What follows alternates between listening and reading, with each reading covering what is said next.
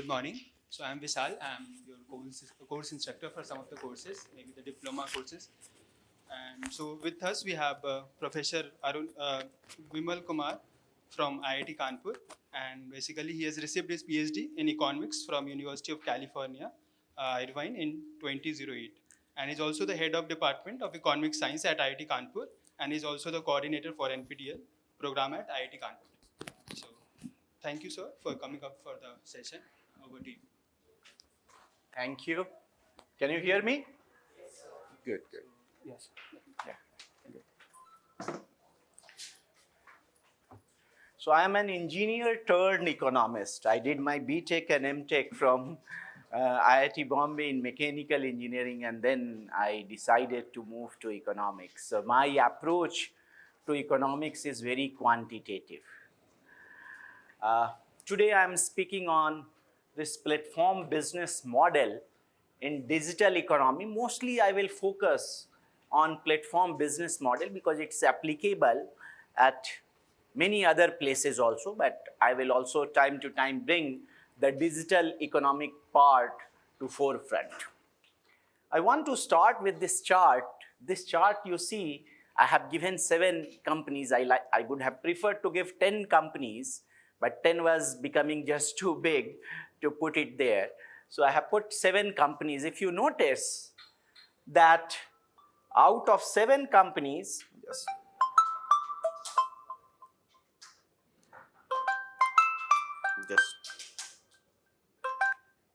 let me switch it off.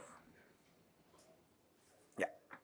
So these 7 companies have something common. Yes, you heard me right, even including Saudi Aramco. You know what do? They produce oil. They all have something to do with platform, maybe different kind of platform, not the platform that I'm talking about, but 1, 2, 4, 6, and 7 are called platform companies. 3 that I missed, NVIDIA is perhaps the most important company to support this digital platform in the market. So that's also related to platform. And Saudi Aramco has nothing to do with the platform that we are talking about, but their setup to extract oil is called oil platform. So that's how they are platform business, but it's nothing to do with what we are talking about. These are largest companies by market cap in the world as of tomorrow, yesterday, day before yesterday, on I think, 29th or 30th, I took this data. This is another diagram, another figures data that gives you relationship between products and platform. Look at BMW and Uber. They are related to car industry. BMW has been producing cars since 1916. Uber started just in 2009. Look at their market cap and also look at their number of employees. With so few employees in Uber, the market cap is higher than BMW. Now let us look at Marriott and Airbnb. Marriott is a big hotel chain. Airbnb provides you accommodation. Again, Marriott in 1927 started functioning, Airbnb in 2008. Look at the number of employees once again, compare them, and again look at the market cap. Airbnb is very near to Marriott, while Marriott has huge amount of assets all over the world. Airbnb has very little assets, and still look at their market valuation. Look at Disney and Facebook. You may be thinking, why did I put Disney and Facebook together? Disney is an entertainment company. Facebook has also started entertaining us, isn't it? They are also in content. Disney gives you entertainment content. Facebook doesn't produce anything on its own. It asks us to upload, which other people consume. Look at the market cap. So many times more than Disney that Facebook is valued. Disney started functioning in 1923. Facebook started functioning in 2004. Kodak, that makes camera reel, when it was at peak, it has a valuation of 30 billion. Instagram, again, it's related to photo. At 1 billion it was acquired. It's no longer independent company, so we cannot talk about its market cap, but it's definitely way, the reason Facebook has such a higher market cap, one of the reason is that they also own Instagram, so definitely value is very, very high. What I'm trying to say, that this is the age of platform,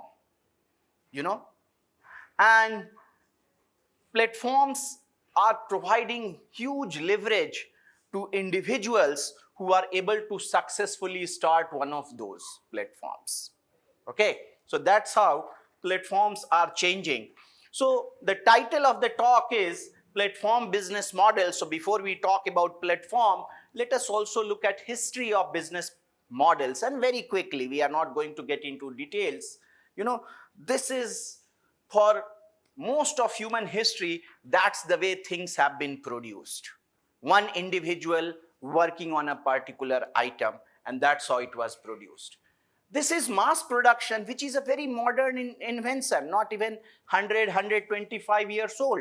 So many people, so many factors of production came together, they got organized and started producing something. So the movement from here to here changed the market in a very, very big way. Let us try to understand how.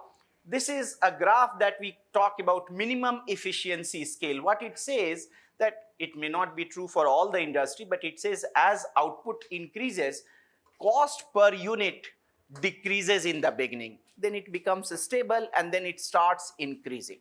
So if you are producing in this zone, your cost of production is one of the lowest possible.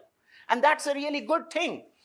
This is what it did. It helped factories, it helped companies achieve that minimum efficiency to scale, and that lead to, this is very standard diagram that you see in economics. We call it demand and supply diagram. What does it mean? Think about ourselves as consumers. As price of an item on per unit basis goes up, we are interested in buying less of it, isn't it? As price comes down, we are interested in buying more of it. And as opposed to us, if you think of producers, what do? As price per unit goes up, they are willing to supply more and more, isn't it? And that's what this graph is denoting. What this does, this mass production does, that when you produce more and more, cost of production comes down. So if there are more units in demand, you are willing to supply more units at lower price per unit basis. So it affects the supply curve. And that creates a virtuous cycle in traditional businesses. Buyers buy product, which decreases the average cost to produce, which allows the seller to decrease the unit price. Not because they want to, but they think it's better to reduce the price and sell it to more people so that their profit will go higher, which brings more buyer on board. And when there are more buyer, they buy more items, price gets reduced further. So this is the virtuous cycle that the new production technique was able to reach to. It helped us supply the same item at lesser price. And it created a virtuous cycle. And that's why you see the companies became very big, like Hindustan Unilever, Procter and Gamble. Large companies are very modern phenomena that happened in 20th and 21st century, not in the past. There is a reason for it. And East India Company has something to do with it, although they were in a different kind of production, but we will not go there. And how was these traditional businesses organized? You had manufacturer will procure raw material, produce it, sell it to wholesaler in turn sell it to retail will sell it to consumer. And each one of them were doing some job. They were, taking things forward in the value chain, and they were also reaping the benefit in this particular process. But I want to emphasize, this is now what we call pipeline kind of a business setup, because there is a in the linear fashion, things are moving. Now, when we talk about platform businesses, they are fundamentally different. What does Uber sell for a moment? Can you guess? What does it sell? Service. Who is providing the service? Taxi driver. Taxi driver is selling the service. Uber is not selling the service. Think about, again, information is again a very broad term, but more important is, anyone? Facilitator. Uber is basically selling the access. He is selling taxi driver access to potential customer, and the Uber is selling potential customer access to taxi driver. The funny thing is that Uber is not producing that access on its own. Of course, it has some mechanism to bring them together to do this matching. But think of BMW. BMW has to procure raw material, different parts, and then they assemble it and sell it. What is Uber doing? What does Uber procure? If I would go even beyond, when Uber uses that app to match, Uber doesn't even produce that map. Map is being produced by Apple or Google or someone else, depending on the country. They have contracts with these map producing company. When you input the data in your Uber app, that keyboard, the virtual keyboard, is also not produced by Uber. They are using resident keyboard that is already given on Android or iOS platform. So what is Uber doing? Drawing contracts. It's bringing, it is bringing people together. It is just, see, we will talk about what is the role of Uber in a minute or two, but that's what I'm trying to say. This platform business is fundamentally different. Why Uber? Think about Amazon. Now, we all use Amazon, we buy stuff. Amazon has two kinds of businesses on that platform. One, that Amazon is also a seller.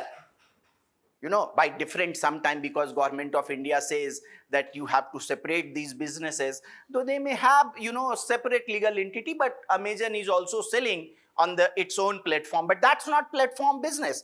That's a very traditional business. The only difference there is that a regular bookshop will have brick and mortar place where you go and buy book. They have a digital bookstore or digital music store. They are being very traditional business in that sense. That is not the platform business. Platform business is allowing different sellers to come to the platform and give them ability to sell it to different customers. And giving this ability to customer that come to that platform, and you will have access to so many sellers. That's what Amazon platform business is.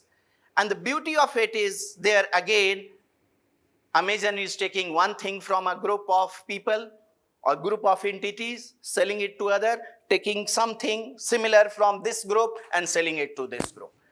Amazon is playing the role of intermediaries. In this way, platform business is very different from any traditional business that you have seen or heard.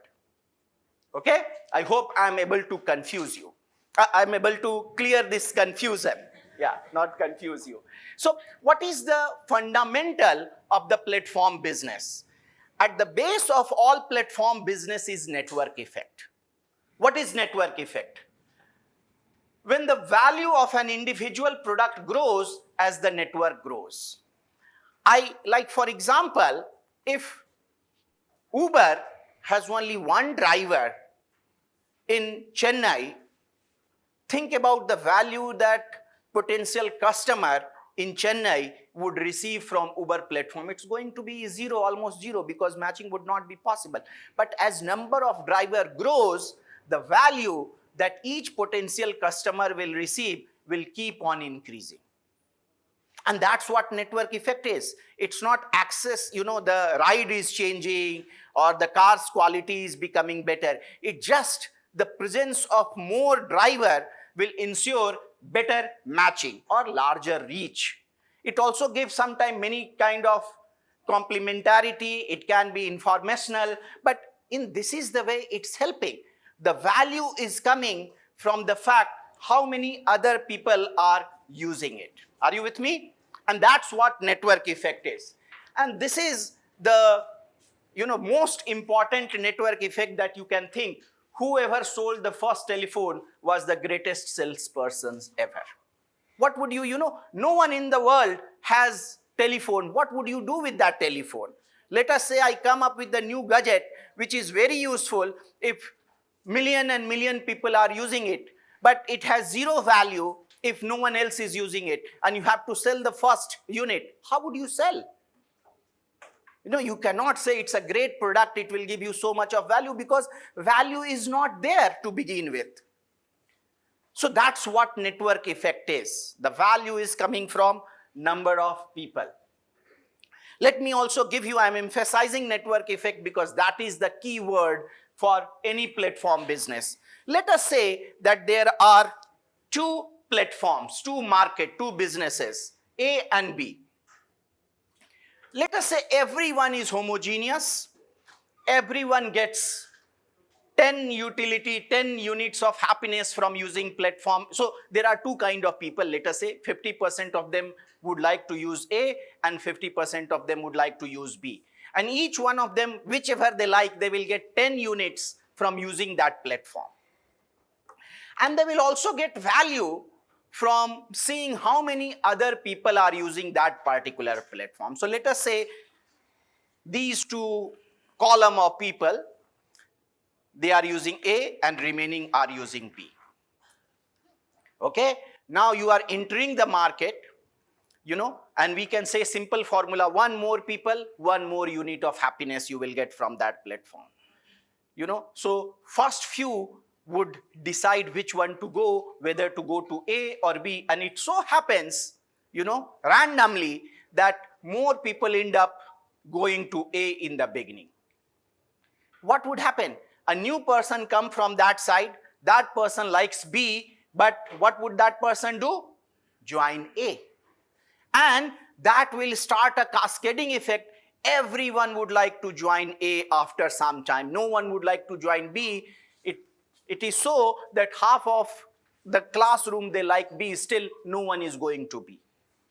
And that's the power of network effect. The reason, it's so hard to, I'm not saying impossible, so hard to displace Facebook. It is so hard. Facebook is such a big company, almost 500 billion of market valuation. They wanted to compete with X, which is Twitter. They started something called Thread. What happened to Thread? Any one of you on Thread? Yes, sir. One or two people. How many of you are on Twitter? Almost everyone. So this is the power of network. It's not like Thread is a bad product, but what would you do on Thread? Your friends, family, and people who are following you are not there. So unless you bring them there, Thread is useless to you. And that's what the network effect is. Okay, so network effect is the thing that gives rise to platform. Let us talk about what do we mean by a platform. It is basically an intermediary, and there are tons of definition on platform. Computer science will define it from architecture perspective. We economists would like to define it differently. I will come to economics definition of it. But anyway, there are tons of definition and we will look at some of them. An intermediary is that makes a market, because what happens in the network effect, why it is important to, my value is coming from you joining the network, but I don't even know you. My value is coming from you joining the market and everyone else, but I don't know all these people. I cannot say that let us come together and join Thread. Let us together, because everyone is deciding individually. So my value is coming from network, but how to manage that network? I cannot tell my people that please move there. Everyone has mind of their own. So you need someone there to manage this network effect. And that's where platforms are coming into picture. Platforms are there to manage that network effect primarily. Okay? Okay. So, like for example, an intermediary that makes a market to bring together buyers and sellers. You have BSE, NSE, stock exchange, who is selling? Apple's share is getting sold by someone. Perhaps these people are seller, these people are buyer. What is BSE or NSE is doing? Why can't you transact with him?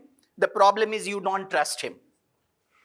Whether he will really take your share, because no matter what we say, transaction cannot happen simultaneously. First, one party moves, then the second party moves. So in a bookstore, when you are giving money and taking book, at least that much of sensibility we have, that after taking money, salesperson would not say that, oh, who are you? But in this world, it can happen very well. You give your share, other party would have not even seen. He would disappear in thin air. So you need someone to intermediate that transaction, a party that everyone trusts. Then you have Flipkart or Amazon, we already talked about. Think about Apple App Store and Google's ad platform for website. They are also being platform. App Store, who is selling app? You are making app, IITians are making app, engineers are making app, selling it on different marketplaces. Apple is getting its cut of 30%, but they are doing the matching. They are guaranteeing that quality or all those things are there. So that's again a platform. Your mobile phone is a platform. Many of these platforms would not work if you do not have mobile phone with you. So Android as an entity is a platform. Now you can also think of going beyond buyer and seller and intermediaries that bring together groups of users to facilitate economic or social exchange. And there you could think of payment network like Visa, MasterCard, PayPal. They are platform. There are different sellers, there are different buyers. MasterCard is helping them transact. Social platform that we already understand. Let me focus on media, papers, website, advertiser. Think about media, newspaper. I come from North India, so I will give you example of Hindustan Times. On Sunday, sometime it is even 60, 70 pages. How much do you think it costs to produce that paper? At what price do they sell? Saturday, Sunday? Sunday, 5 rupees. It might have gone up, I don't know. These days we have all shifted to the digital newspaper. Maybe 5 rupees. If you try to buy that much of paper, it will cost you 20 rupee, 25 rupees. How are they selling at 5 rupee? Huh? So my take is that those newspapers are nothing but platform that brings news consumer and advertiser on the same place. So now you can think of here that it's not always positive network effect, because if there are more advertiser, you don't like it. One more advertiser, you dislike it even more. So it's not always positive network effect. You can even have a negative network effect. Okay, so that's what, but someone has to be there to manage how much of advertisement you can tolerate. If it's too much of advertisement, you will start buying newspaper. So someone is managing that. So let me also add nightclub. Or dating website. Again, they are platform. They are guaranteeing that no one is cheating on that platform. They guarantee in a way. So these are some of the examples. These are glossy magazines, cost 100 rupees, 200 rupees, 300 rupees these days in the market, but cost 500 rupees or 1,000 to produce. This is old Palm device. That's a platform. Spotify, Facebook, these Nintendos or PlayStation, these all are in a way platform. So platform is very ubiquitous. So what is so big deal about digital platform?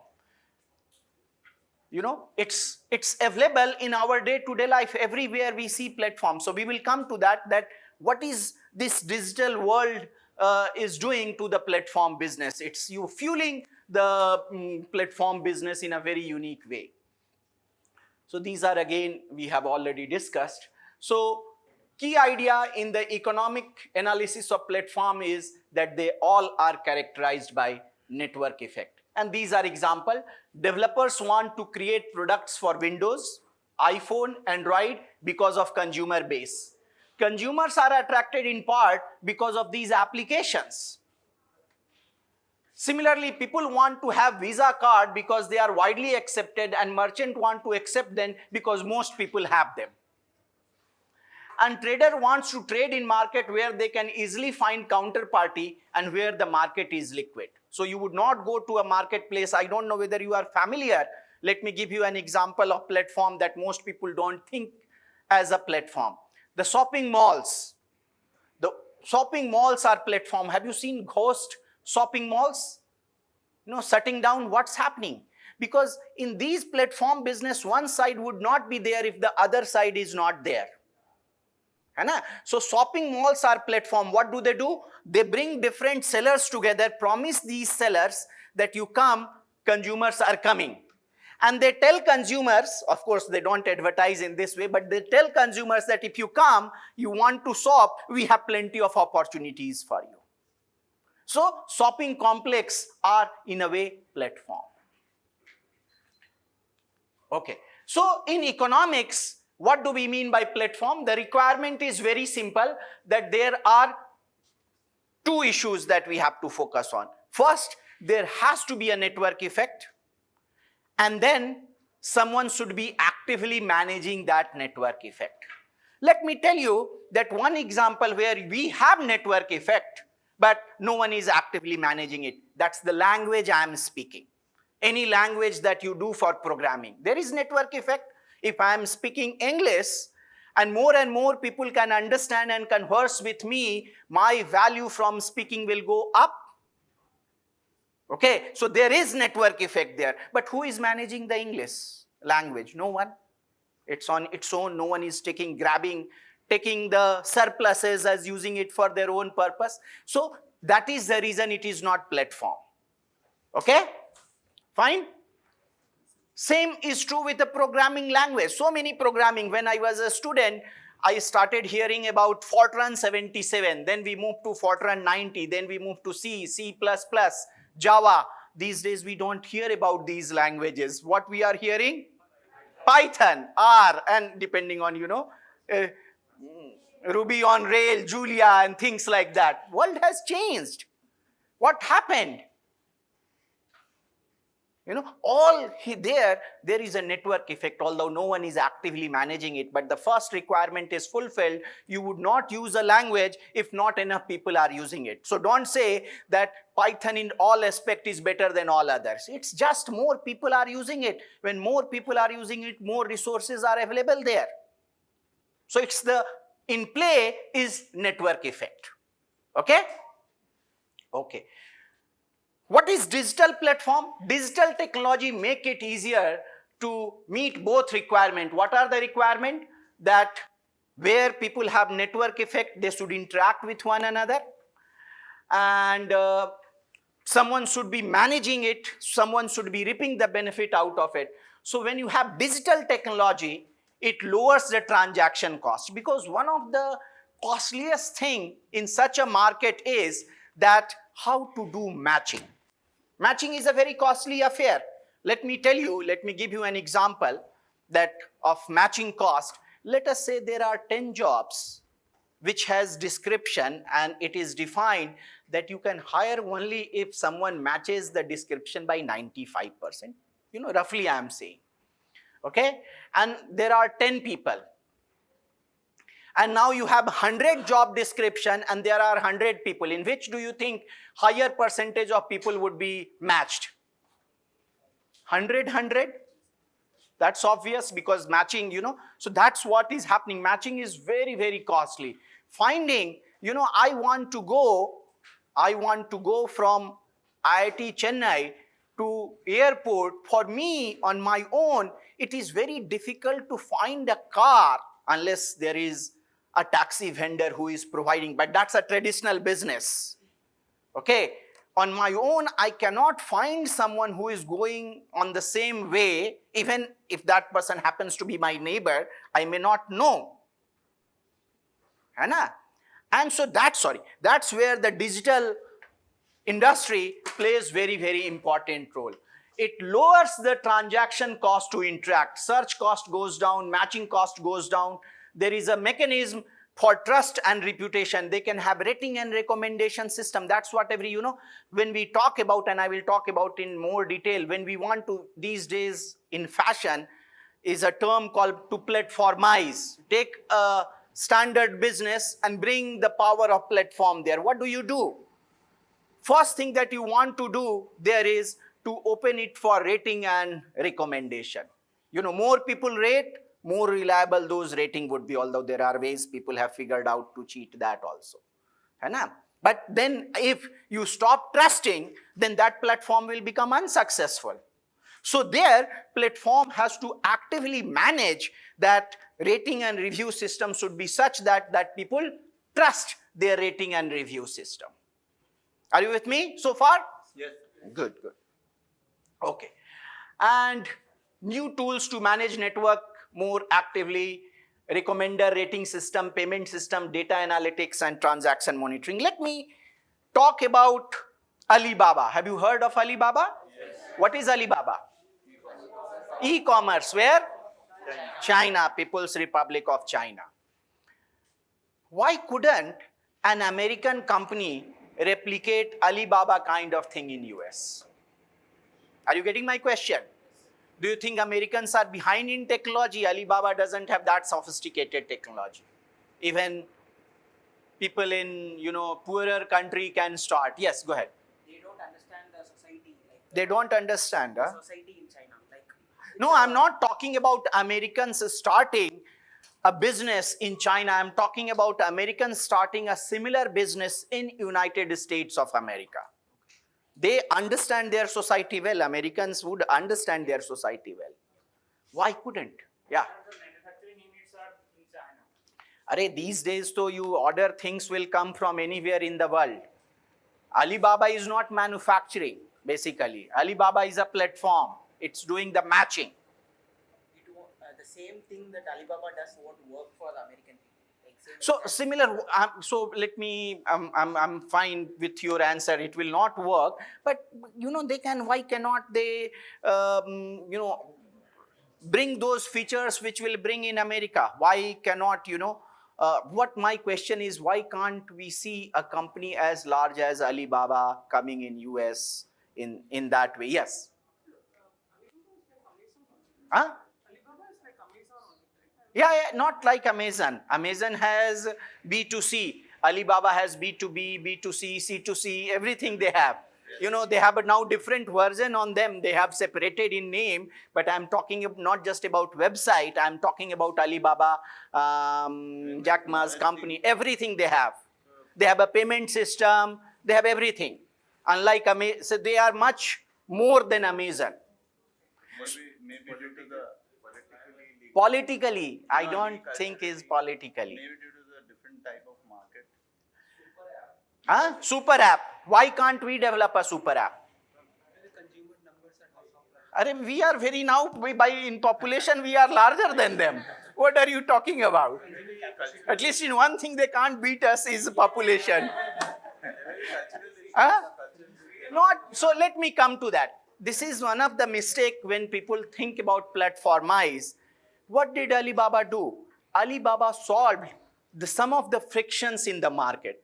People were eager to match, but they were not able to match. In China, market in that way didn't exist. Okay.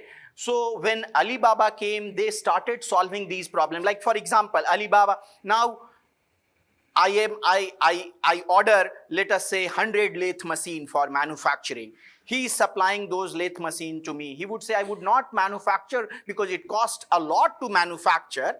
So I will not manufacture unless you pay. And I would say, I am not going to pay you unless I see those 100 lathe machine.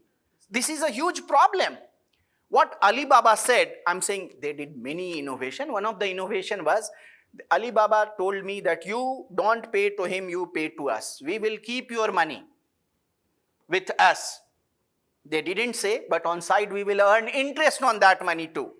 That's what Alibaba, And I'm telling you, I already have money. Money I have been received. If you supply the product as per a specification, and Alibaba had that image that I'm going to pay you. So they had a very simple rule that, and for trust creator, Alibaba, so two things happened. So first, that market didn't exist as such because of several issues. Trust was one of those issues in China. America already had market. They had trade fairs. So you cannot, so whenever you are talking about platform, the first issue that you have to think is what we call value proposition. Where is the value? Second, then you have to say that how that value will be created. Value is there, but you have to create it eventually. So value creation is the second key. Third thing is value capture. The problem with American market was that it was working so well that they didn't need such an entity in the market. The value proposition was not there to begin with.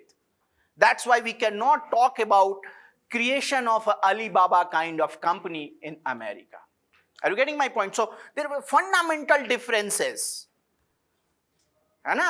between the American market and Chinese market. So that's what you have to keep in mind for platform to function.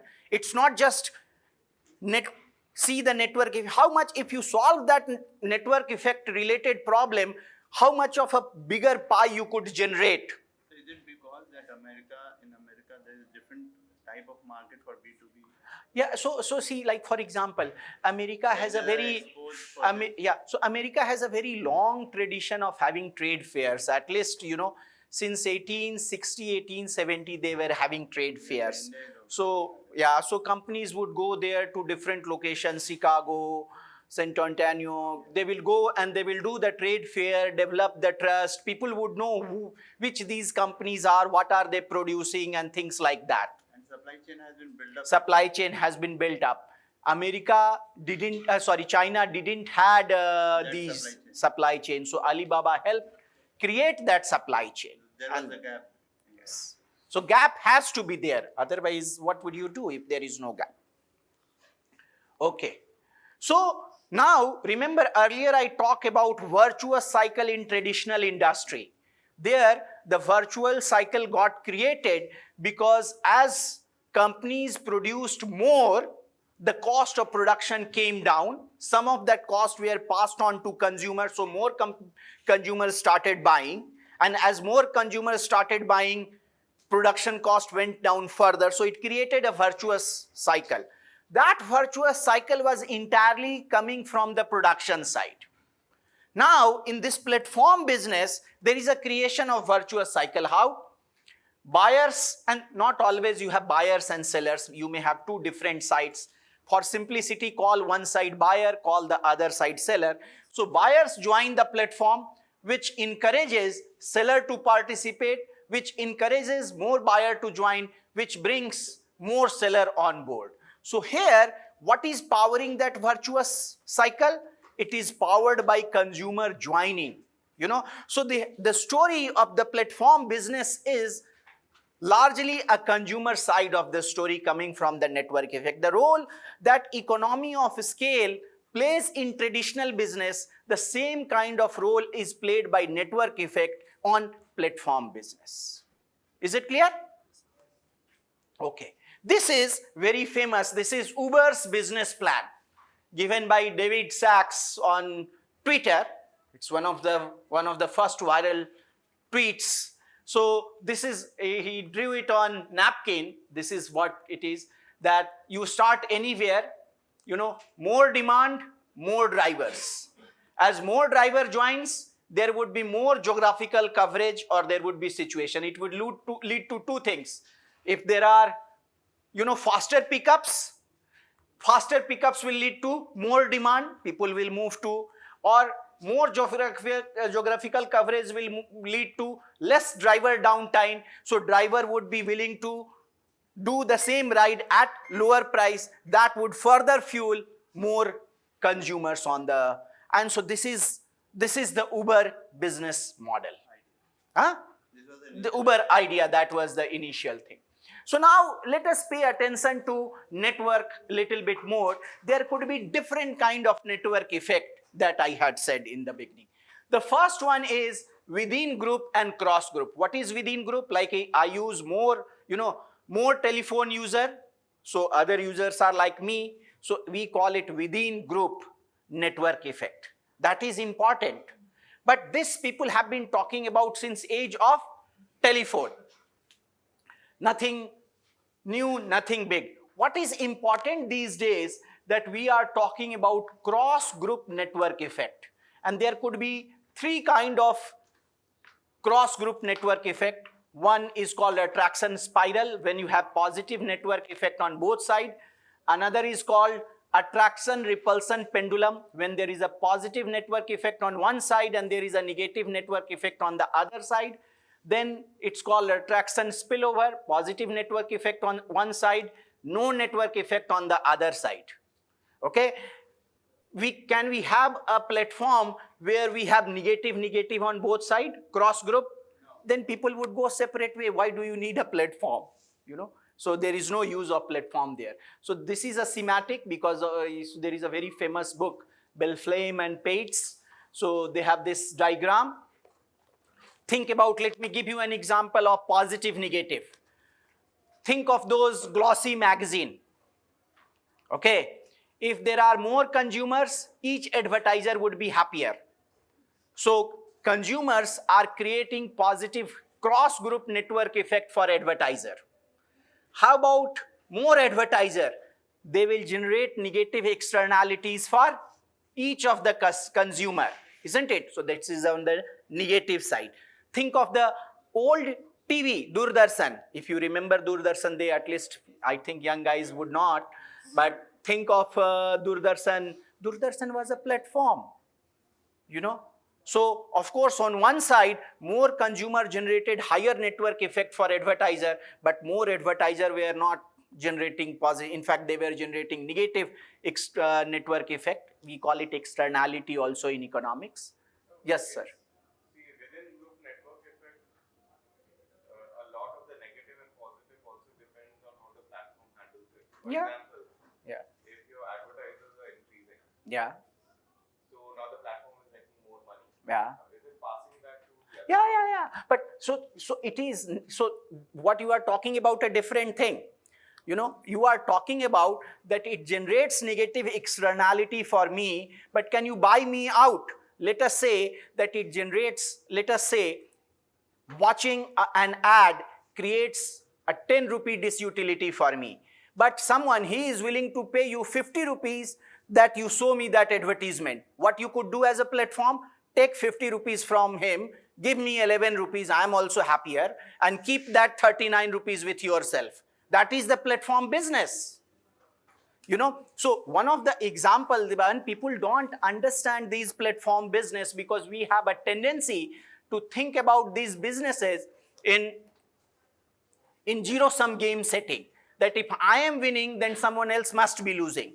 Let me give you an example from India. When Jio launched its mobile, how much of complaint people had, that Reliance is going to kill the market. We have Airtel, we have BSNL or MTNL, whatever we want to call them, not in a great shape, but nevertheless they are present. There are other telephone, the mobile provider. What did Jio do? Jio figured out the strength of network effect. They were acquiring customer by giving you free telephone service. They were acquiring customer, so that with aim, still they have not reached to that stage, with the aim to peddle you lot of advertisement, taking your data, selling it to some other company, may not be with other company, but using themselves to give you a specified, very individual ad targeted to you. So you are also happy. So that's the value they were creating in the market. Okay, that is the way platform business work. Think about it. Let me give you, we got ahead of ourselves because of the question, but nevertheless, we will come to that. But as we are talking, let us spend few minutes on it. Think about, when you get Visa card, what kind of fee do you pay? 5,000 rupees annual fee perhaps is the maximum, but if you have that card, in India, the data is that 97% people get that 5,000 rupees back and much more.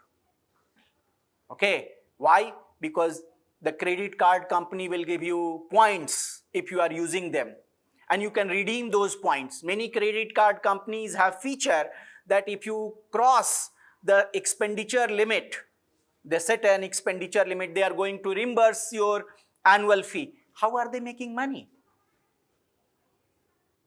They are taking fee from merchant. So another point that we have to understand, that because a platform is selling access, and again we are getting ahead of ourselves, we will talk about it. In platform business, the biggest problem is chicken and egg problem. Which will come first? Side A will come first or side B will come first? Side A is not going to come if there is no side B, and side B is not going to come to the platform if there is no side A. So the problem is of null equilibrium. How to solve this problem? Basically, capital and cash flow. There are different ways we can talk about it. We can give some example, but that's what I am saying, that you take money, give money, you bribe, you acquire. So another example, let me give you, that when I started using GPay, my friend told me, Arey, if you use GPay, they are going to, after transaction, they may give you 200 rupees, 150 rupees. They started with 3 digit, then it came down to 2 digit, then it came down to 1 digit. Now they give you ad. That's nuisance. You are not getting anything from GPay for using them. For a very long time, they were giving you money to use their service. Hana? So that's the way to ensure, because what would you sell to the other side? You are selling access. If there is no one on the other side, how would you sell access? So you have to bribe one side to be there. Why do you think that in nightclub, when you go, the males have to pay and females, they don't have to pay? In fact, many times they get free drinks. What is the reason? No male would go if they are not insured of females there. Females would not go if they are not insured of male there. Nightclub, they are doing this matching business. Same is true with Jeevan Sathi, Shadi.com and things like these are platform. They would not work if different sites are not present. Okay? Good. So here we can say within side also you can have positive, negative, negligible effect. Within group here also you can have positive, negative, negligible effect.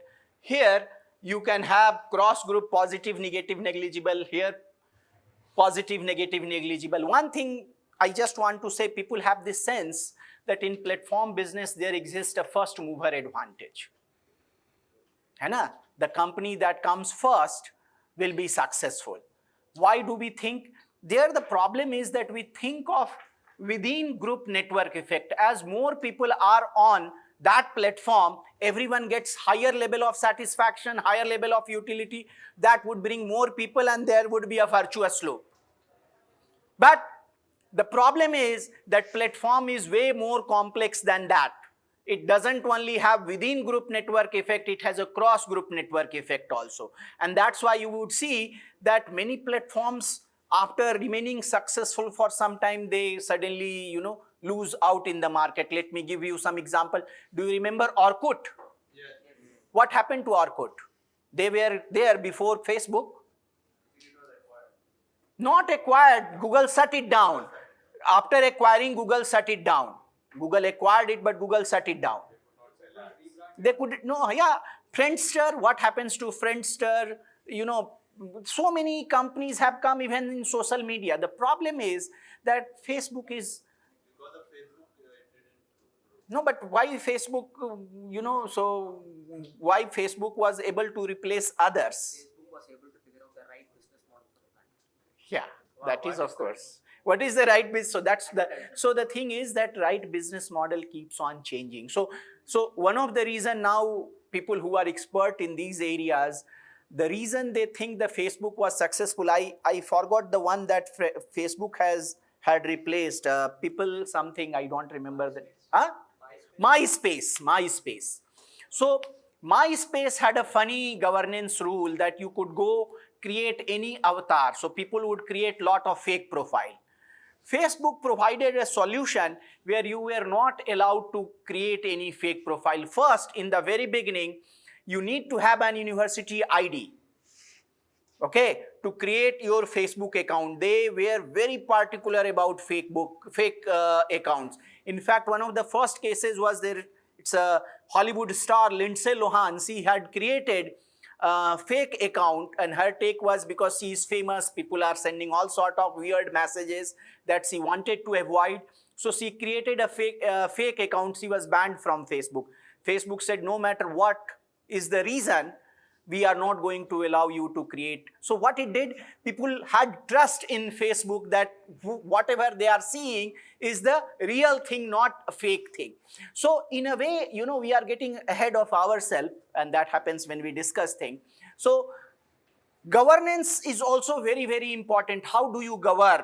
Whether that gets accepted by public or that gets rejected by public, that's also very important. Of course, Lindsay didn't like banning from Facebook, but most people were happy. Anything that you do, many times you feel, why Twitter is doing this? Why Facebook is doing this? Many times we have this sense that you cannot upload this, you cannot behave in this. So those are governing rule.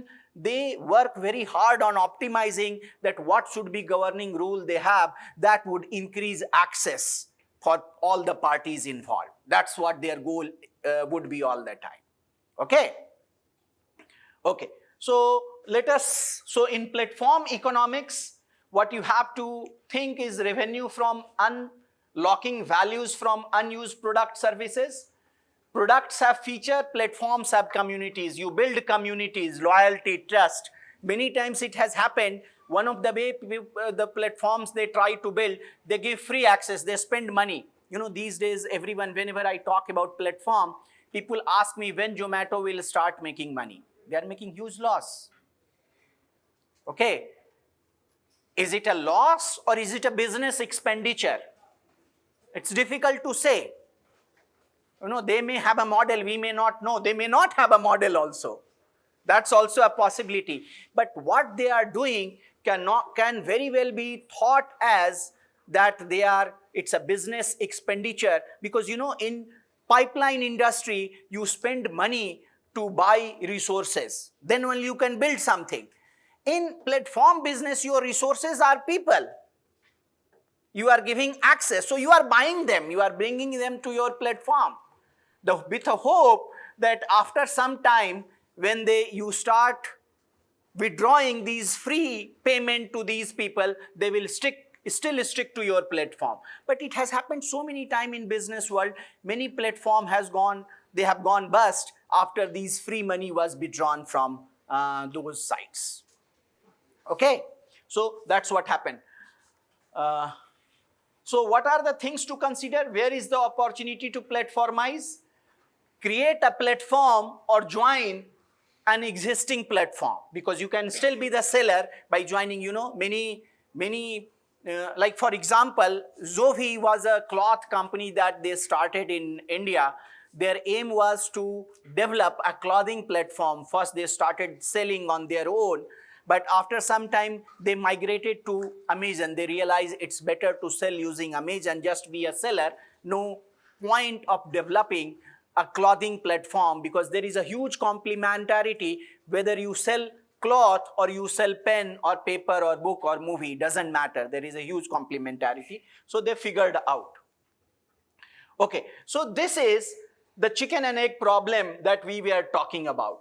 So the biggest challenge is to overcome the null equilibrium. How to overcome the null equilibrium in which no one joins the platform. That's the biggest problem. And even when people join platform, there can be multiplicity of equilibria. No one joining, few people joining, slightly larger number of joining, or very large number of people joining. Of course, you would like to have an equilibria in which most people join your platform. And let me give you an example coming from YouTube. All of you are familiar with YouTube? Yes. Perhaps most consumed content, in a way, content provider. They don't generate content. YouTube was started by some techies. It wasn't started by Google. Google has its own Google Video. Okay. And YouTube was competing against 5-6 such platforms, and it became successful. Not the only platform that became successful. There is another platform that also became somewhat successful, is called Vimeo. Have you heard of Vimeo? Yes, sir. Yes. Vimeo also they changed because They couldn't compete with YouTube, so they changed their model. They sell to a niche market. So the idea, the beauty of this platform is that to be successful, you don't need much of resources. What you need is a great idea and how to solve these basic chicken and egg problem. So first video that they uploaded themselves, one of the 3 founders uploaded, he sent messages to his family member, friends that please come and watch. It had 1 video only. So in the very beginning, the growth was very, very slow. But after some time, it exploded.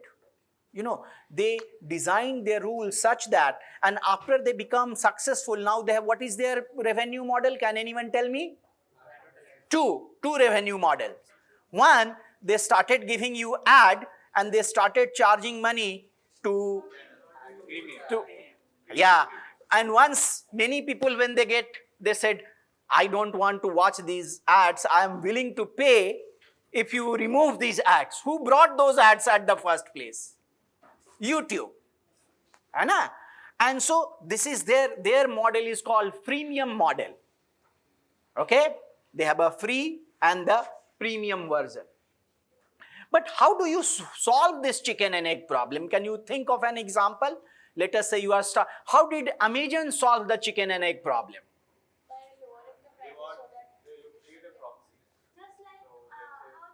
That's a very Indian way of answering. We always think that there is something gadbad happening there. I'm sorry. Yeah. Yeah. So that's a way, but how Amazon did it is different. Amazon said that in the very beginning, because to platform to function, you need 2 sides. If you have deep pockets, for time being, you can become one of the sites. Yeah. So they themselves did it. So they started their business as bookseller. They started their business as a traditional business. They didn't had a platform. That's one way to solve. Once you have enough customer on one side, now you can tell potential seller that we already have customer, come and sell on our platform. Now it is debatable whether Amazon was thinking of platform right from the beginning, or in the middle, Jeff Bezos had this great idea that he can transform Amazon into a platform business. Okay, we don't know. But you can start, this is one way to start. What is other way to start? We talked about Geo. Pay money to one side. Have enough. That's what Zomato is doing. That's what Swiggy also does. That's what GPay did it in the beginning. That's a very time and tested but very risky model, because there the problem is once you withdraw the money, one side will vanish. They were there. You have to give them enough of a value proposition so that they remain on your platform. Okay. So this is a 2-side market, and this is something that we do in game theory. This is, a nightclub, very simple example that we have. A boy can decide go or not go. Girl can decide go or not go. If they don't go, they both get 0. If boy goes, boy gets 5. Given that girl also goes, she gets 1. And if boy goes, girl is not there, she gets 0, girl gets -1. If boy goes, because going has a cost involved, that's why it's a negative number, it's a -1 and 0. Can you think of making money from this situation? How can you make money? Both of them should. Huh? No, but they are, you are a platform. You are a platform. You are providing the place where they can meet, but you are neither boy nor girl in this setting. The maximum differential is between 5-1. 5-1, yeah. Then exploit that. How can you exploit that? Well, because the boy gets 5. Yeah. So you say that if you come, you will take 5 from boy and give part of it to girl?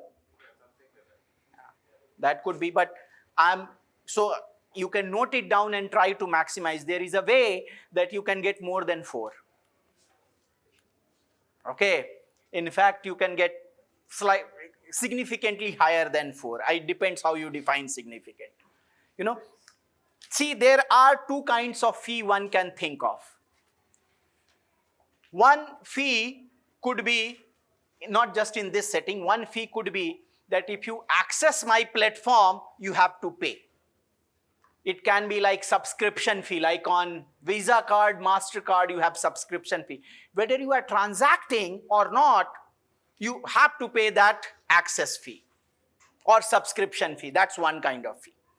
The second kind of fee is that if transaction takes place, you have to pay a transaction fee. Is it clear to all of you? Like merchant on credit card, they pay a transaction fee whenever a transaction happens. So we will talk about when it's good idea to charge access fee, when it is good idea to charge transaction fee. There was one example. Yeah. There was a bar in Delhi that was very, very famous. Yeah. Before the shutdown happened. Yeah. So they used to allow only couples or Yeah. tags were not allowed. Yeah. And the reason it was so famous was that the drinks were very, very cheap. Yeah. Like an absolute cost around 50 rupees per shot, which was unheard of at that time. Yeah. But all the food items were extremely expensive. Yeah. The reason is the guys used to go and drink, but their partner would only eat food. Yeah. And the partner would always order Yeah. a lot of food. Yeah. So peanuts were 250 rupees. Yeah. While the No, drinks so all these are strategies to, extract maximum surpluses from your users. One can get into the question of ethics and all. I'm not denying that these questions are not there. would not say no. Yeah. That's what you have to figure out. Yeah. So here, what you can do, see, the problem is that in this one, I'm not going to solve it completely, but what I want to tell you that, to take money from this boy having 5 of benefit and girl, and you have to first ensure that boy and girl, they both come, isn't it? If girl is thinking that boy is not going to, so this is what you are saying is the second level of question.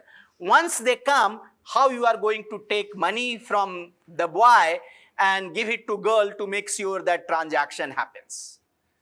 But there is, you can simply do one thing. You can say to girl that I am going to give, if you come, what is the problem? The girl gets benefit if boy comes, but girl gets -1 here. The second payoff is for girl and the first payoff is for boy. So here is this -1 is creating problem. Isn't it? So you can very well say that I pay you, whether, I pay 1.1 to you to come. Once it is announced, boy would be, and given that all of us know the payoff, boy would be 100% certain girls are coming. Why girls are coming? Because here it's 2.1, which is greater than 0, and here 1.1 -1, that is 0.1, which is greater than 0. In game theory, we call it a strictly dominant strategy. For, once you pay 1.1 to girl would turn up there. Knowing that, boy will also turn up there. Because once girl turns up, what is best for boy to do? To go. Okay, so that is one way to solve the chicken and egg problem that we are talking about, bribing one side, once you bribe. And once they turn up, you can have the transaction fee imposed on both of them. You don't need to impose money. Transaction fee can have several forms. It's not like telling that you are coming, now you have to pay. It's like having 5 rupees item, selling 5 rupees item at 250 rupees. That's part of the transaction fee, isn't it?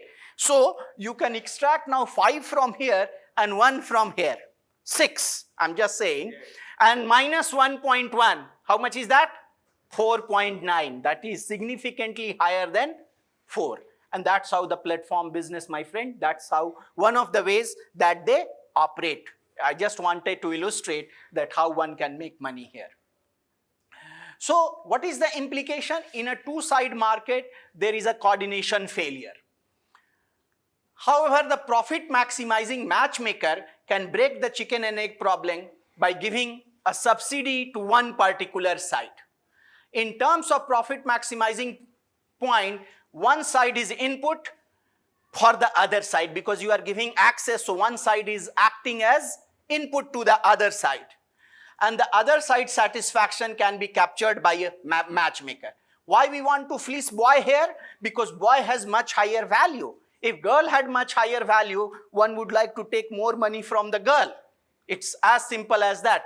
So what I am trying to say that sometime in theory, this platform business sound very simple. After all, so many companies have come up, they have tried to do.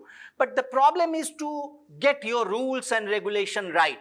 So in that way, platform business is also a government. Facebook governs how you behave on Facebook.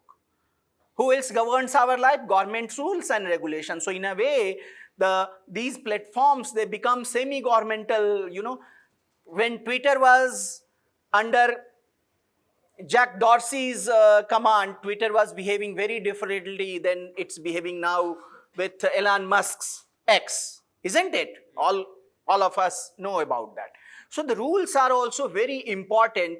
Of course, if you have deep pockets, you can also tweak those rules for social benefit, but most of the time you have those rules to maximize your profit, maximize your benefit.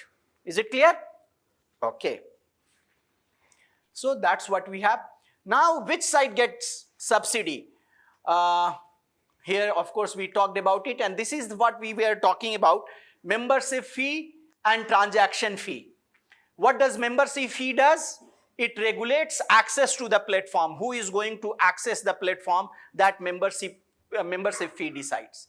It also decides the size and composition of group users. What is the biggest problem with membership fee? You are starting a business, you are starting a platform, and you say to use my platform, you have to pay. People will not come. That is the problem with membership fee. So I'm not saying that you can charge membership fee all the time. You have to be aware that what is the problem with the membership fee. Now, think about transaction fee. You think about transaction fee. What happens? What does it do? It regulates, first one regulates access to the platform. Second one regulates activity on the platform, whether you transact or not. If very high transaction fee, people will not transact. And it may have an impact on participating decision. What are the challenges? How would you monitor these transactions? Let me give you an example that Uber driver comes. Uber driver have started doing that at many places. Cancel the ride. We will do it on site. So let me tell you now what one of my friend who is in a very senior role in Uber, they are very well aware. They are able to monitor. That's a different story. He says that this problem has not reached to the extent that they need to do something about it. How do they monitor? You have an app that you are using. It is connected to map. You have already given permission. Driver has already given permission. They already, you have entered the destination, so you know where you wanted to go. Now they are able to track both driver. If driver and you are moving together, they know that a transaction is taking place between them. But many times you are not able to monitor the transaction. And once that can happen in Airbnb, that's, you switch off the location, all it's for longer duration that you are doing, or there also it's a problem. But if it is difficult to monitor and there is a possibility that you could bypass, then it puts a limit to your transaction fee. You cannot keep your transaction fee very high.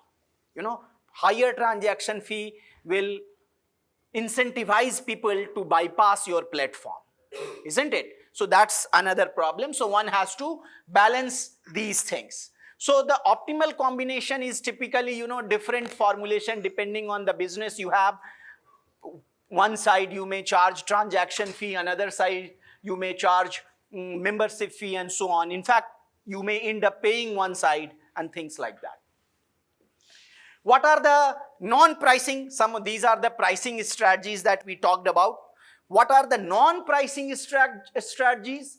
So like there are rules, at place like BSE and NSE, Bombay Stock Exchange and National Stock Exchange, which are the largest stock exchange in India. They have a rules against front running. What is front running? Let us say you are a large investor and you are telling your broker that buy me 50,000 of Maruti share. What it is going to do? Once order is placed for 50,000 share, the price of Maruti share will go up. So if you are the broker, you already know that an order is going to be executed for 50,000 share. What would you do?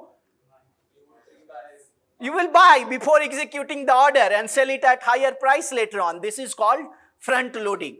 But as user, yes. Sir, can you repeat that? I will repeat. So front loading, let us say I want to buy 50,000 share of Maruti. You are my broker. I ordered you that please buy 50,000 share for me. What would be the result once you execute my order?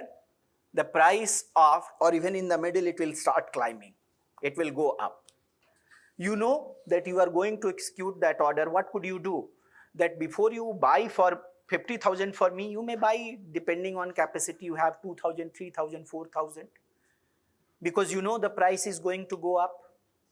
What would be the result? That I will be buying the same Maruti share at higher price, but nevertheless, once you execute my order, price is higher, you will immediately sell your shares and recover your investment cost as well as some margin on each share. This is called front loading because brokers will have this particular knowledge. Now, if it is proven that you have done front loading, you will be barred immediately from acting as a brokering house. So there are rules. Because why we have such a strict rule? The reason is very simple, that if I know that you are going to do front loading, I will not give you the order. The market would stop functioning if front loadings are allowed. Okay, so this is non-pricing strategy. You have to make such rules. Social media, I already told you that Facebook has a rule against fake profile.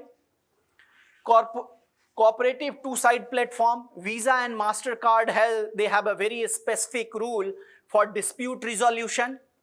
Think about Airbnb and Booking.com rules of settlement in case of accommodation provider cancel. So let me give you, this is a very interesting example because these two are operating in largely the same domain. They are providing you accommodation. If you cancel, let us say today is 1st.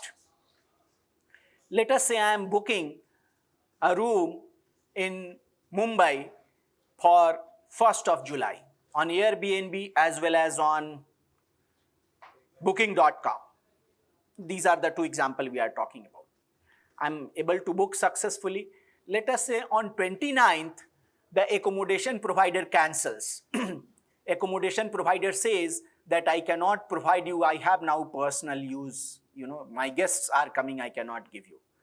What Airbnb says, okay, you can cancel, reimburse whatever he has paid. So in a way, the Airbnb favors the accommodation provider. What Booking.com says? He says when he booked on 1st and and now because you are going to cancel, he has to book on 29th. Booking on 29th June for 1st of July and booking on 1st of June for 1st of July are two different products. So not only you have to reimburse the money he has paid, you have to compensate for getting equivalent kind of accommodation. So Booking.com favors, so think about it, what is going to happen. More customers over the period, and I will come back to you why it is not happening. The more customers would like to use Booking.com, so this is another thing, more accommodation provider would like to use Airbnb. Then how come Airbnb is still more successful than, the reason is that both sides have to be there. Even though consumers know that Booking.com is more favorable to me because most sellers are on Airbnb, they have to be on Airbnb. One has to, yeah? There's another reason also. Yeah. Yeah, yeah. Okay, for example, booking.com, when I go and I list on booking.com, I already know that my risk is higher Yeah. as an accommodation provider. So my rates will be slightly higher Yeah, on that is booking.com. exactly. Because when Yeah, I have yeah. to reimburse, Yeah, I yeah. have to pay, so the Yeah, insurance yeah, yeah. amount itself will. So that is included in the part that less seller would be coming to booking.com. That's And on the exactly. other hand, Yeah. at Airbnb, Yeah. because the rates are lower but the risk is higher, so Yeah. I as a person who's willing to take accommodation, I'm willing to go to Airbnb and Yeah. take the risk that I might not get that money. Yeah. It really depends on how frequently it's happening. Yeah. So why do you think that booking.com has a different rule than Airbnb? Because if Airbnb has already achieved the critical mass, booking.com is a new entrant in this domain. So with the same rule, there is no chance to compete with Airbnb. So you want to tweak the rule and hope that your rule is good enough that it would bring more customer, and customers are powerful enough to pull these accommodation provider. That's the hope for them. That's the way it works there. Okay, but that's what I'm saying, that you have non-pricing strategy rules also to figure these things out. Now the question is that this is what I was talking about, that Amazon did that, how to solve when you are not able to solve chicken and egg problem. You will start the business, you will become seller on your own in a way. Why do you think, let me on this why do you think that when a big shop, let us say someone opens a big shop right outside IIT Chennai, why do they invite celebrities to inaugurate? Of course, one is the ad, free ad, but let me tell you, buying that free ad is not really free. It costs you a lot to get those celebrities. So ad is not the most important reason. What is the reason? Access. The key word is access. You want people to come. People may not come for your shop, but they are going to come for the celebrity. So this is one way, again another way to solve chicken and egg problem. So you have to figure out a way to solve such chicken and egg problem in platform businesses. Okay. Now let us talk about big data. You all are data science students, so I'm not going to come into big data. But big data on its own generate huge network effect. How do they generate network effect? Finding see Amazon, now all of us are on Amazon. I may not know, but his buying pattern may be very similar to me. Amazon has this data. Amazon has already clubbed me in a group, and based on that, Amazon would be pushing the recommendation. This is big data analytics that's happening. Again, all the review and the recommendation, again, they feed into it.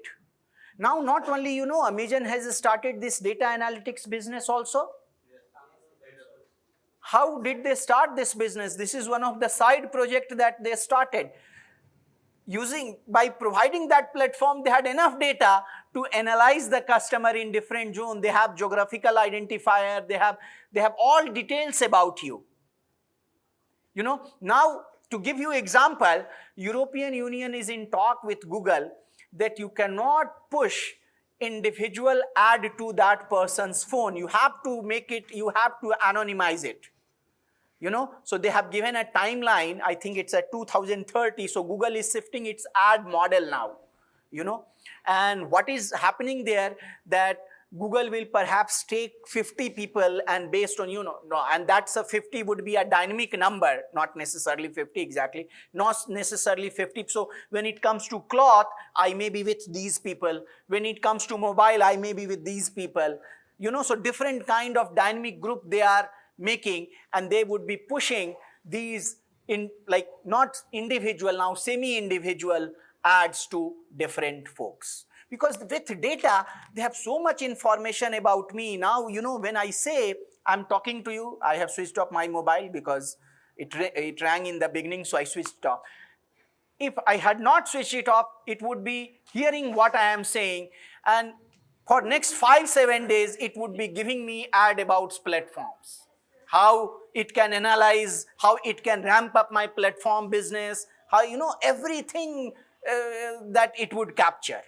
That's the way you can say big data is creating problem, but that's also the way big data is helping businesses. It's my phone. Yeah. So I thought I switched it off. No, this is, even it is alarm to pick my son up from his child care center. I am not there, so my wife would be picking him. Yeah. Sir, you said that, like, when they will be hearing you, how they will be hearing you? You're not browsing, right? I'm not no, so I don't have expertise in that. You have to ask tech expert. But let me tell you, my limited knowledge says that they hear, because you have, when you give access to microphone, different apps ask you, can we use your camera? Can we use your microphone? So you are allowing them to listen to you. Hana, that's my guess. We discussed that Google is moving to semi-individually to group.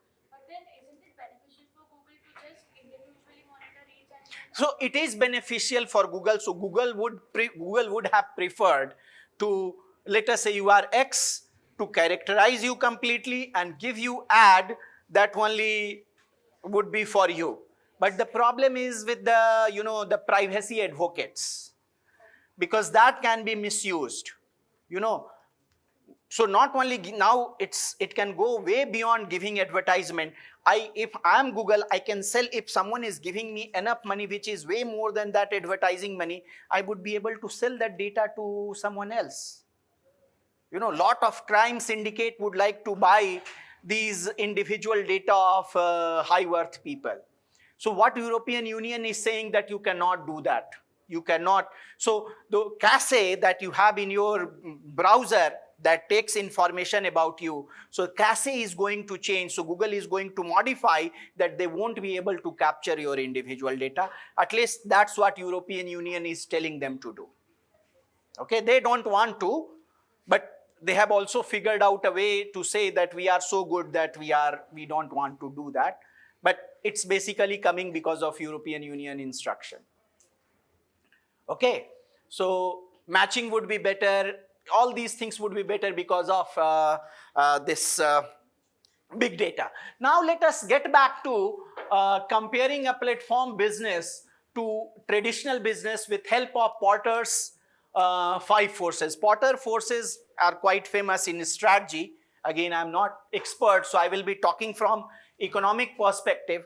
The 5 forces are, first you have industrial rivalry, then you have threat of substitute. If you are Close-Up is selling Close-Up paste, toothpaste coming from Colgate would be a threat. Threat of new entrant would be there. There would be bargaining power of buyer. See, so whenever a transaction is taking place, this is another thing I say all the time, no matter what I'm talking about. A transaction in marketplace is always voluntary. Even when onion is selling for 150 rupees per kg, you may be cursing that why it is so high. But if you are buying it, it means your gain from that onion is definitely more than 150 rupees. So all transaction generate surplus. Let us say your value is P and the cost to manufacture that is C. When that transaction takes place, a value worth of P minus C gets generated. Now, this bargaining that price should be lower is all about how to distribute that surplus between buyer and seller. Who should get the lion's share of P minus C? That's what the whole discussion is there. Okay, so you are also worried about bargaining power of buyer, and you are also worried about bargaining power of supplier because you are buyer of those items. So these are the 5 forces that Porter talked about that one has to be careful. But when Porter was talking about, he had well-defined industries having fixed boundaries.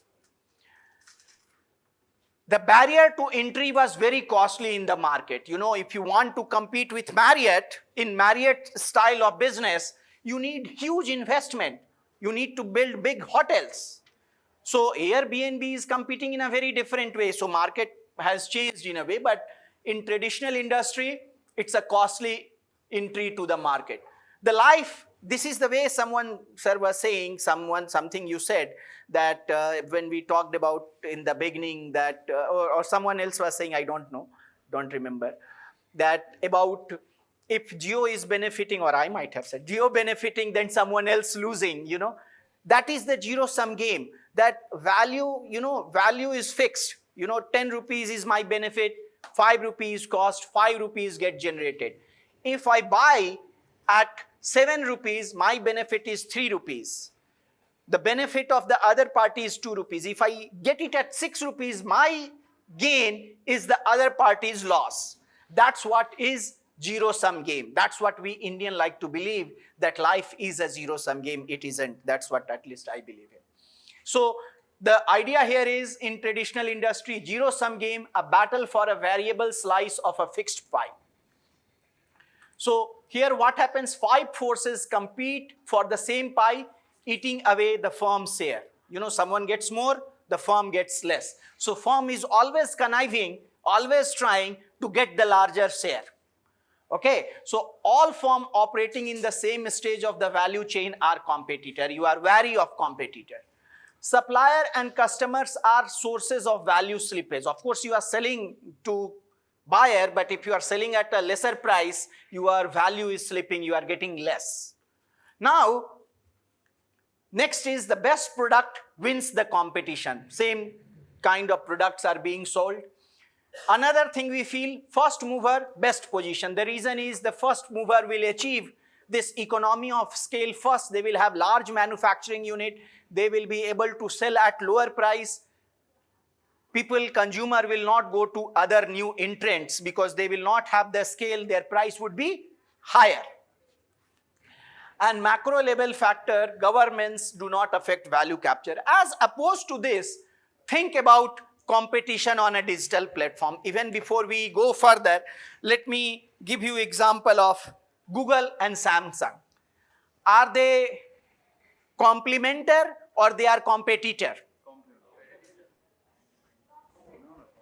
Depends what you are looking at. When it is Google Pixel versus Samsung Galaxy, they are competitor. When it's about Android, they are complementer. Isn't it? So now this digital platform has changed the business completely. The industry boundaries are now fluid. It's not fixed. And platform often span multiple industry, and that's the reason Jovi failed as clothing platform, because there exists complementarity whether you sell one item or 5 different items. Market entry is cheap. What you need is a smart idea and great governing rules. YouTube has proven that. YouTube was able to defeat Google. Positive sum, it is battle for a variable slice of a variable pie. If you have more customer, I'll think of Amazon as a platform.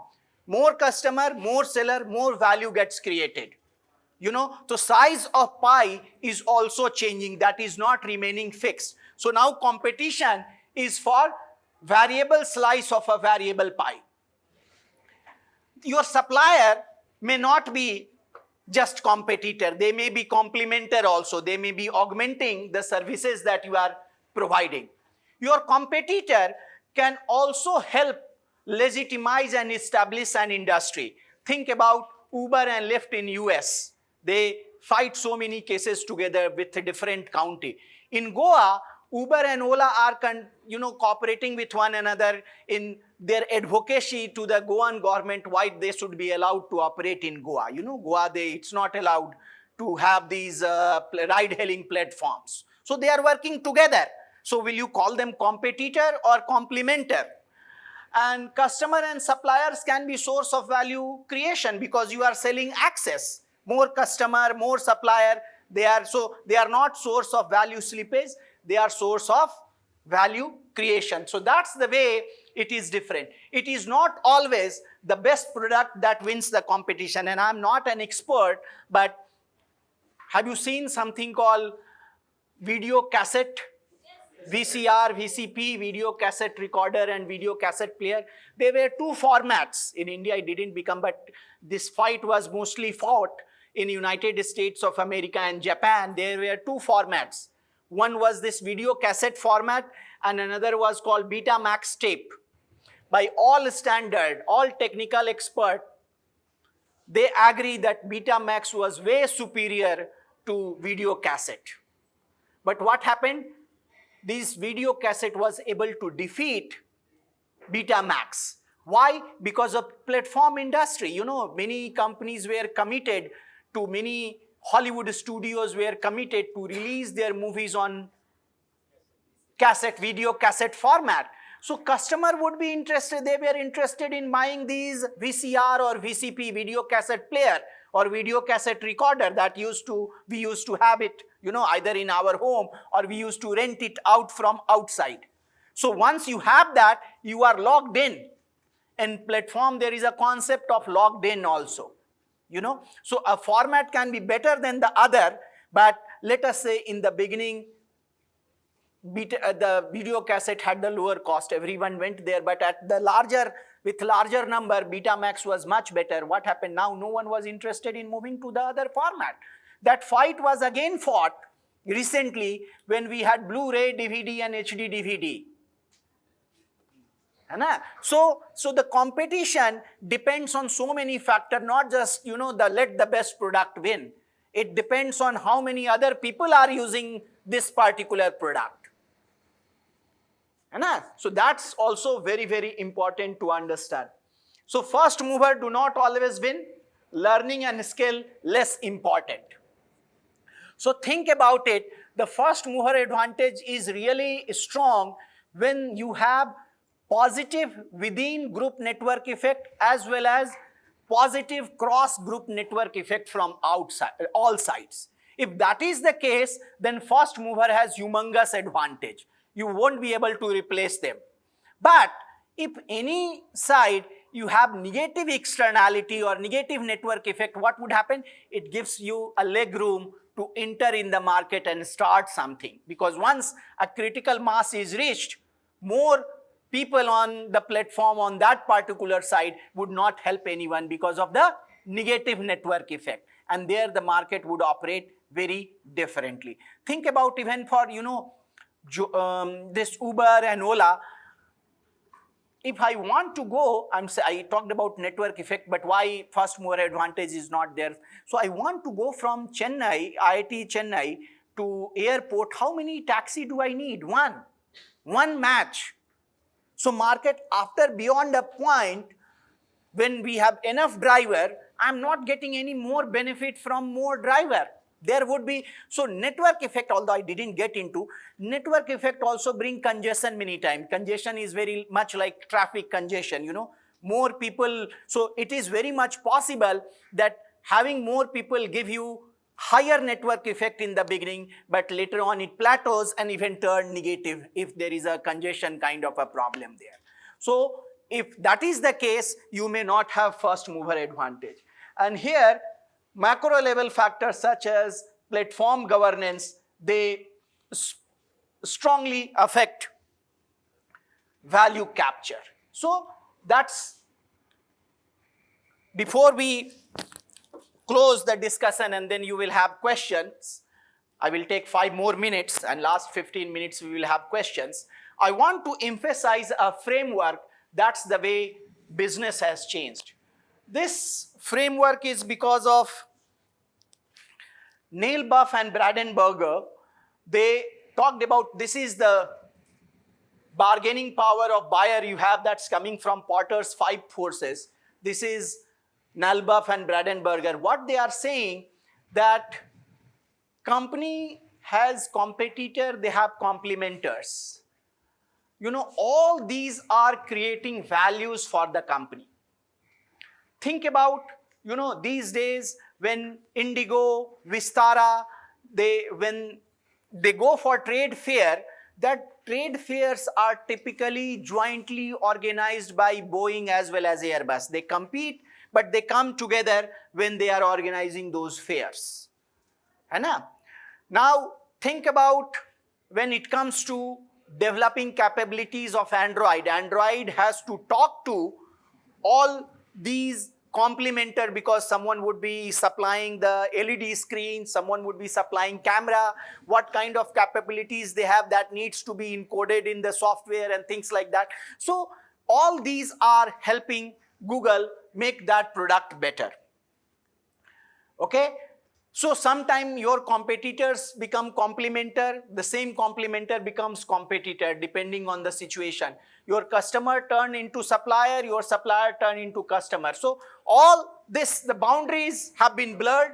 So what Brandenburger and Nailbuff, they say that you have to, they have a book called Co-Opetition, very nice book that gives a new framework to calculate the value proposition of a new business. So what people are talking about, rather than earlier people used to do using Porter's 5 forces, but now the system has changed. And I will like to close with an example. The Indian accounting professor in NYU, Aswath Damodaran, wrote a very long article when Uber was valued at 25 billion. He said, no way, no way. A very celebrated professor.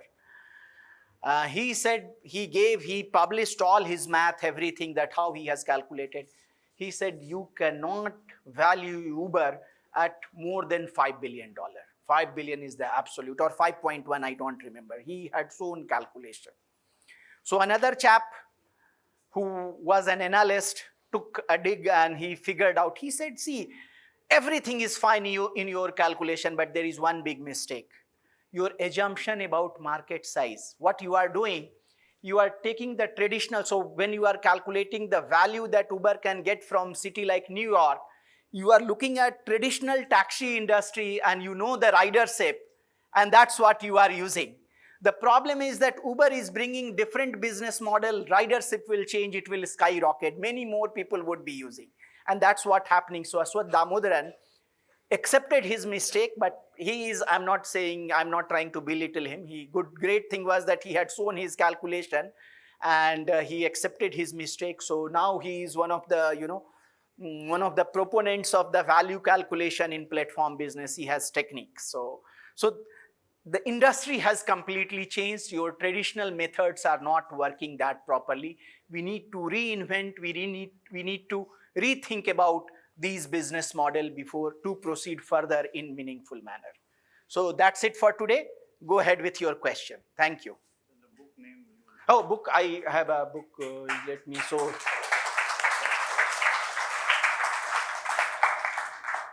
So what I would say, there are 3 books, that one you can take a look at if you are mathematically inclined, interested in doing in a rigorous way. Look at this book, The Economics of Platform by Belflame and Pates. But if you are not interested in looking at math at all, you are interested in studying the economics of platform, then Matchmaker is the best book. If you are thinking about architecture and governance, then Platform Revolution. These 2 books anyone can read. To read economics of platform, you need to have a sound knowledge of economics and maths. So these are my recommendations.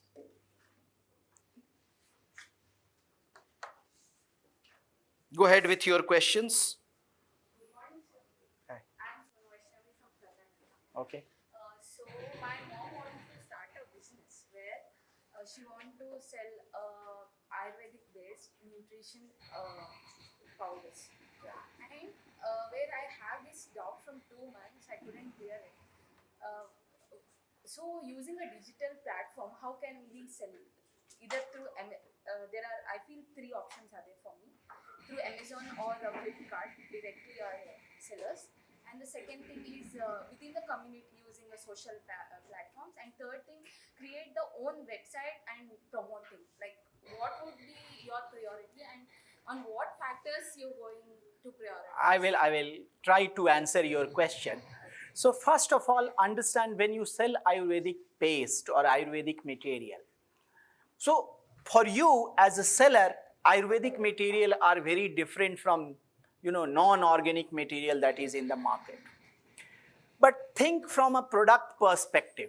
There is a huge complementarity between Ayurvedic paste, non-Ayurvedic paste, cloth, biscuit, tea leaves, coffee. How are they different? Ultimately, they will get packed and they will be sold.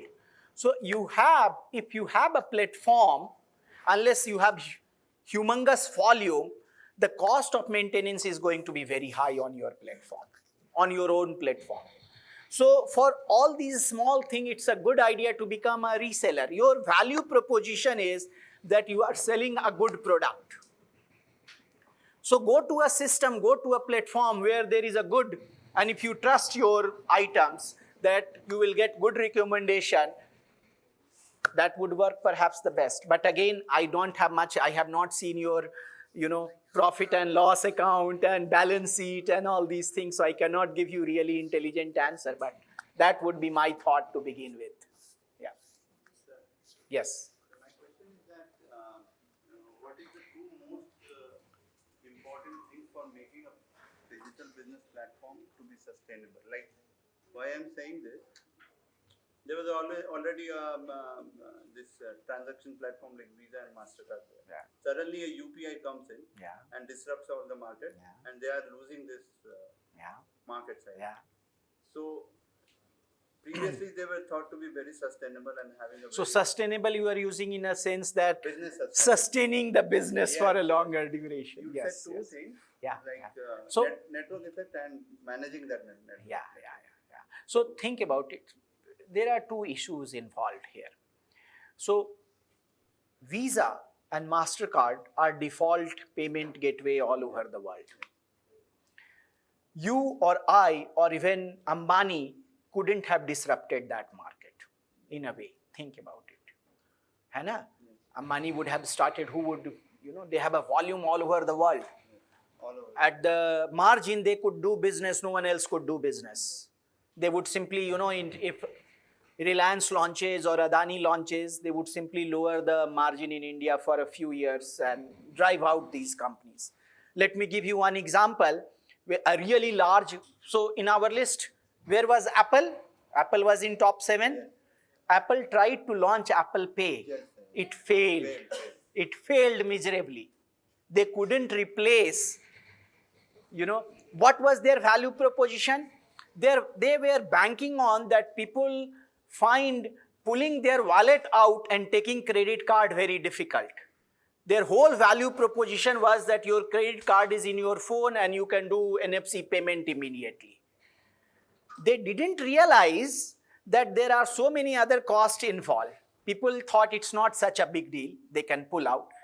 Merchant were not willing to keep the machine which were compatible with Apple Pay, because getting those machines are very expensive, costly. है ना? So Apple couldn't breach.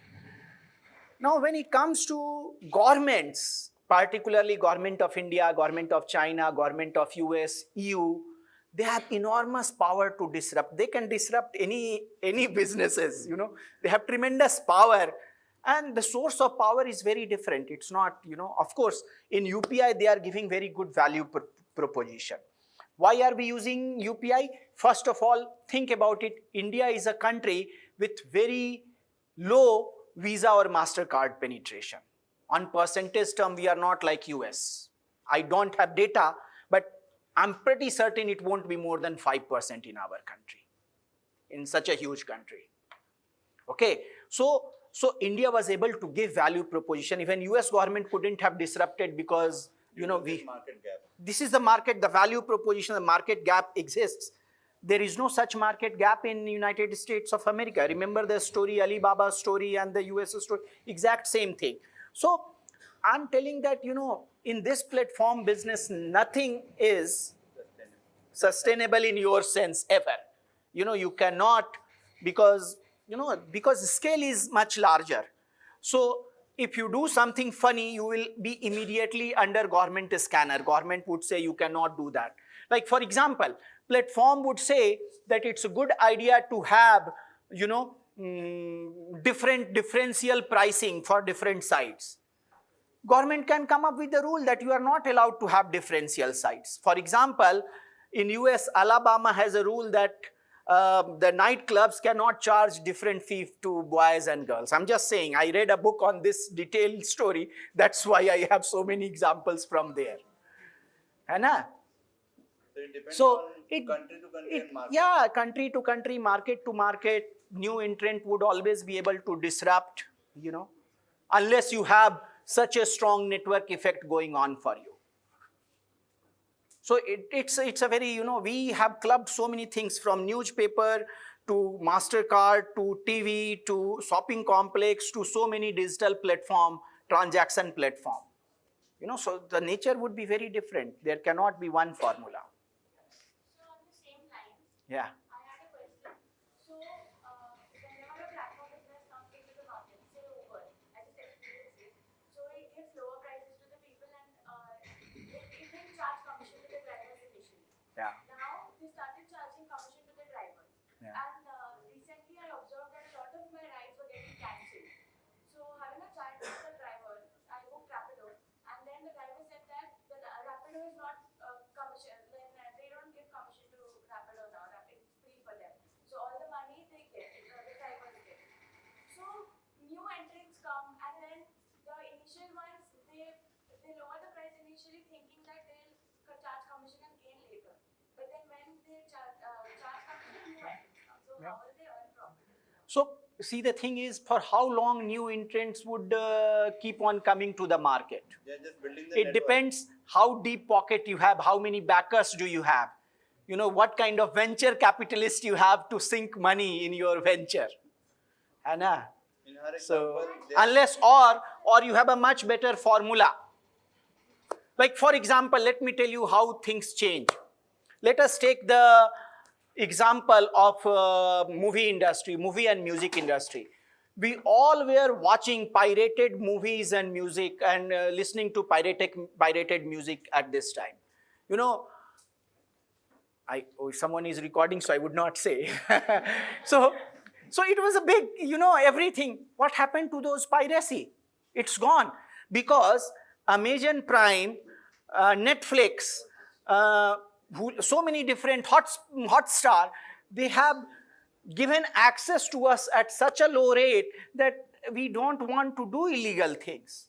So it depends on interaction between technology and business. This is one area in which technology alone or economics alone cannot do much. You have to marry these two together to figure out what is going to work. And each situation is going to be very different. One good example Yeah. of deep pocket but not succeeding everywhere is Reliance. Reliance. So in Jio, they have succeeded, but when you go towards another retail business, which was Reliance Fresh, etc., they failed. Yeah. And they had very deep pockets. Yeah. So they were able to freeze out the market Yeah. on the Jio side, Yeah. but not on On the other Reliance side. side. Yeah. So the story I had for Betamax and video cassette, the same kind of a story happened in HD DVD and Blue DVD. One side had better deal with one of the parties, and that's why they became successful. So it depends which side is stronger, how good assessment you have of different side, which has larger pool, which has lower push. All these things play very, very important role. Yes. ONDC. ONDC is a very different, it's not, let me tell you, what is ONDC? ONDC is something which we call these days Digital Public Infrastructure, DPI. Think about, can you name any other digital public infrastructure? Huh? UPI is, India Stack is very good example. But I will give you even more fundamental, most fundamental digital public infrastructure, that is internet. Nothing would work without internet, and it's coming free, it has been provided for. So to have digital platform, you need many building blocks. I was talking, and those building blocks can be free, provided by government, provided by public, or provided by some other entity. Remember when I was talking about Uber, I said for Uber to function, so many things have to work. Google Map has to work, a payment mechanism has to work. So that what ONDC's Government of India is trying to do is trying to lower the cost of those building blocks to launch to launch digital platform. So ONDC is a move in that direction. Now the question is, will ONDC necessarily replace Zomato, Uber, Ola? We don't know that. Because this, like Aadhaar is providing now, know your customer used to be a big pain. Now it's very easy, one OTP and you verify. So it is in a way digital public infrastructure. So it solves the big trust problem. Let us say I'm interacting with you remotely. I don't know who you are, you don't know who I am, you don't trust me, I don't trust you. As soon as Aadhaar verification is done, now we have some level of trust, we know who we are transacting with. So ONDC is doing that kind of fundamental digital public infrastructure thing. You have to build things upon ONDC, and it doesn't exclude Uber, Ola from using it. If its services are so cheap, they will also use it. So the prediction in the market is that market segmentation will happen.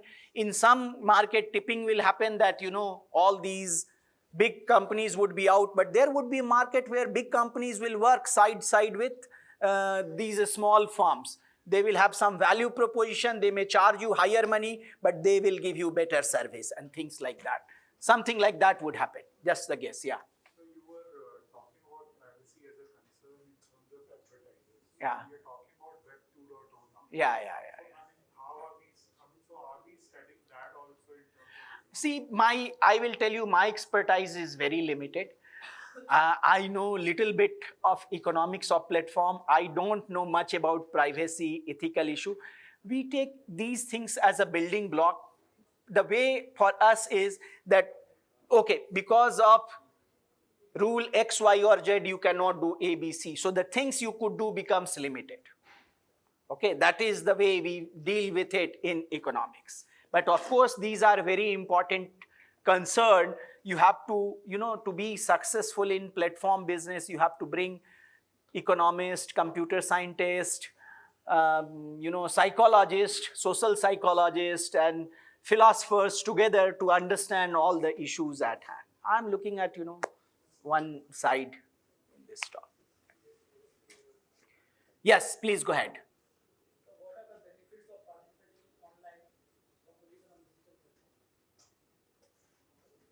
What are the benefits of participating on online digital competition? It's like participating in, I don't see any special. Perhaps it will give you more, more prominence. You can, but that comes from putting it on Facebook and all. It's like any competition, because now you have access to online platforms. They can organize, you can participate remotely. If you are good at something, you can participate in more events without incurring transportation cost and all. These are friction in a way. Coming to Chennai for me from Kanpur is costly in terms of time, in terms of, So that gets sorted little bit, but I don't see disproportionate advantage in this particular case, but I may be wrong. I don't know. I have not thought about it. Yeah, please. Yeah, it's okay.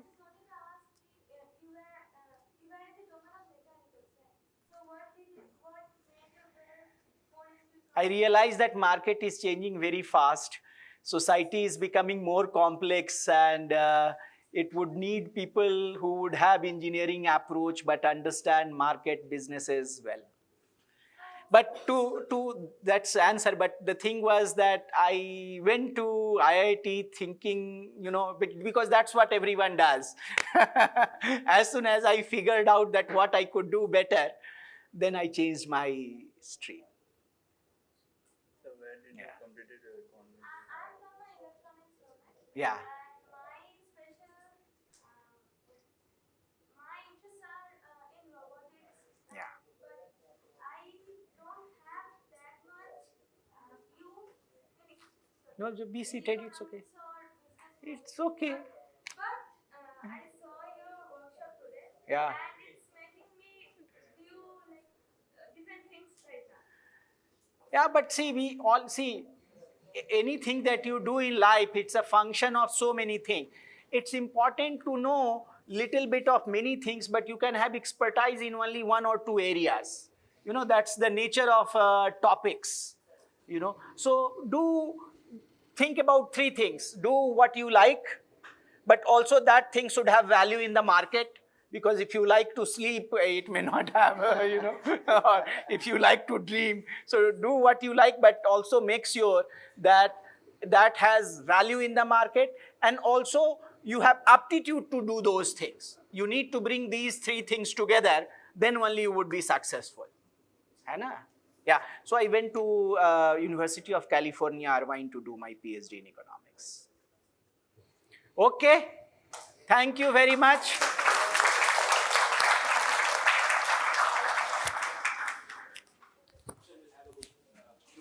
Ha ha, please.